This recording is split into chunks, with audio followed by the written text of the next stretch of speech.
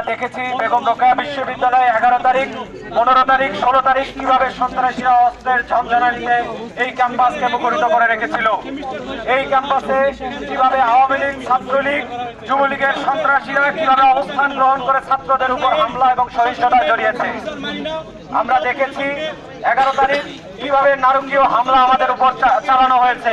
সেই 11 তারিখ যে কিনা শহীদ আবু সাইদের গলা চেপে ধরেছিল, তাকে নাকি নামমাত্র 2 সেমিস্টারের ড্রপ দেওয়া হয়েছে।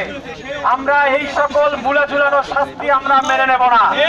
সেই 2 সেমিস্টার পর ফিরে এসে আবারও আমাদের সঙ্গে এই প্রতিষ্ঠানে একই প্রতিষ্ঠানে ক্লাসে অংশগ্রহণ করবে, এটা আমরা মেনে নিতে পারি না। আজকে সে শহীদ আবু সাইদের গলা চেপে ধরেছিল, 2 সেমিস্টার পর সেজে এসে আমাদের গলা চেপে ধরবে না, তার কোনো নিশ্চয়তা নেই। আমরা এই সকল মূলে ঝুলানো নামমাত্র শাস্তির আমরা এই সকল মেনে নিতে পারি না। আমরা চাই যে সকল সন্ত্রাসীরা এই ক্যাম্পাসে 11 তারিখ 15 তারিখ এবং 16 তারিখ যারা অস্ত্রের ঝঞ্ঝানিতে মুখরিত করে রেখেছিল, শিক্ষার্থীদের উপর হামলা চালিয়েছে, তাদের প্রত্যেককে এই ক্যাম্পাস থেকে বহিষ্কার করতে হবে। যারা মারণাস্ত্র নিয়ে এই ক্যাম্পাসে শিক্ষার্থীদের উপর হামলা চালিয়েছে, তাদের প্রত্যেককে স্থায়ী বহিষ্কার করতে হবে।